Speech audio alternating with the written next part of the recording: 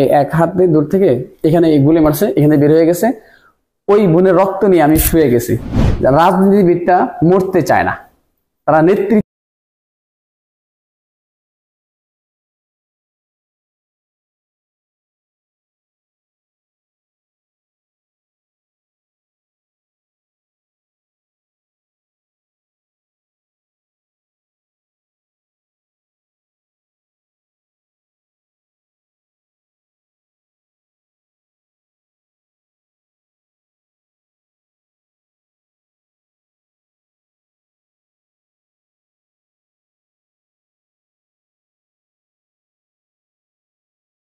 মাদ্রাসাতুল ফুনুন আল ইসলামিয়া ঢাকা। আমি বললাম, উনি আমাকে বললো আপনার প্রতিষ্ঠানে একদিন যেতে হবে আমাকে। আমি তো অবশ্যই, আমার একটা কার্ড ছিল, ওনার কার্ড দিয়েছি। পানি খাচ্ছি আমি, উনিও পানি খেত।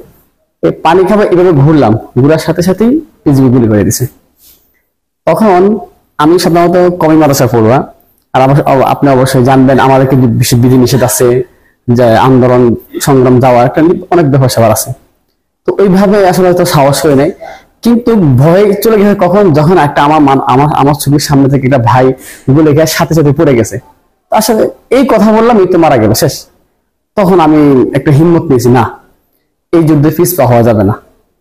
আমি বাসায় এসেছি, আমার স্ত্রীকে বললাম, আমার একটা মেয়ে আছে, আতিকা বিনতে শফিকুর রহমান। তো আমি বললাম, আমি যদি এই যুদ্ধে মারা যাই, তুমি অন্য কারো কাছে বিয়ে বসবা, এটা আমার পক্ষ থেকে অনুমতি আছে। আমার কাছ থেকে আমি আগে বিদায় নিছি। তো মা কান্না করলো। আর আমার যেটা প্রতিষ্ঠানের পরিচালক, আমি আমার মাদ্রাসার শিক্ষক আছে, ম্যাম আছে, তো আমি আমার মাদ্রাসার সম্পূর্ণ কাগজপত্র রেডি করে রাখছি আগে।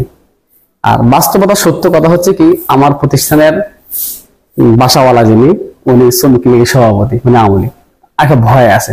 কিন্তু কেন যেন শাহনওয়াজ ফাহাদ ভাই মারা যাওয়ার পরে আমার ভয়টা কেটে গেছে। আমি আন্দোলন শুরু থেকে নিয়ে BRAC university, east university Rampura, ওই মানে এটা কি বলে, ওই জায়গাটা আমি ছিলাম, শুরু থেকে আমি ছিলাম।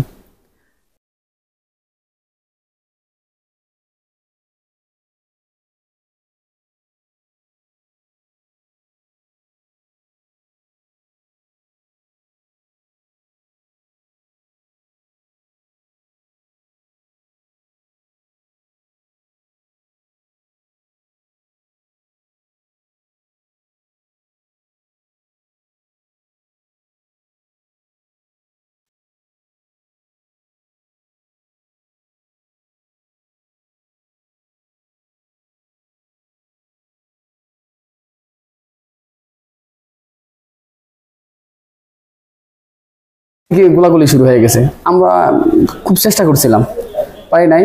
ওই দিন রাত্রে খুব এলার্ট, মানে দরপাকড় করছিল এবং গুলি করছিল। আমি জাহানের ভয়ে কি করবো, আমি কোথায় যাব। আমার সাথে একটা ভাই ছিল নুমান, নুমান নামে। আমি পল্টনে আমার এক ভাইয়ের অফিস থেকে উঠলাম, ভাই আমাকে একটু জায়গা দেন। আর সত্য এবং বাস্তব কথা হচ্ছে কি, ওই দিন ওই রাত্রে আমার পরিচিত, আমার ভাইয়ার বাসায়, আমার পরিচিত আমার কিছু কলেজ ইউনিভার্সিটি পড়ুয়া তাদের বাসায়, আমার একটা প্রতিষ্ঠানে প্রায় 8 থেকে 9 হাজার মানুষকে আমি আশ্রয় দিছি। আমার ফেসবুকে এখনো পোস্টগুলো আছে।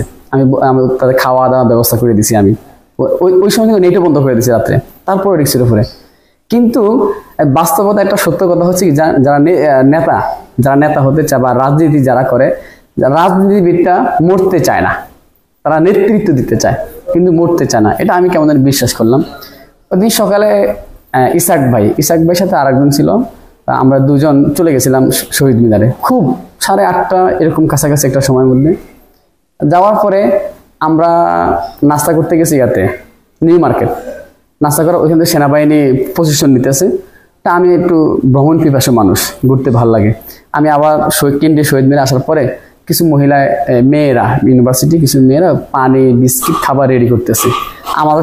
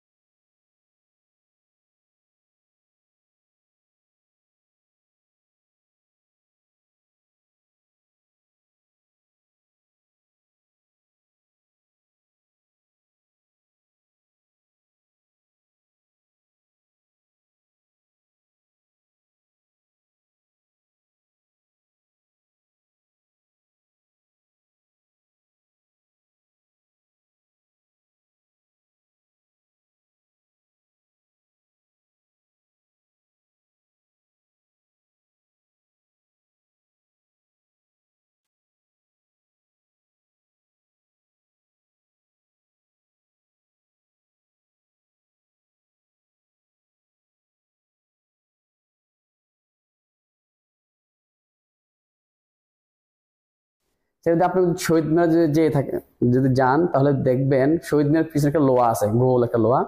আমরা সবাই জাফাই ওই পাশে করলাম ছাত্র। ওই দিন আমার গায়ের উপরে যারা এখনো তাকে মেডিকেলে ভর্তি আছে ভাইগুলা, কুমিল্লা থেকে, আবার এই যে চান্দিনা থেকে আসছে, ওরা আমার সাথে ছিল, অনেক মেয়ে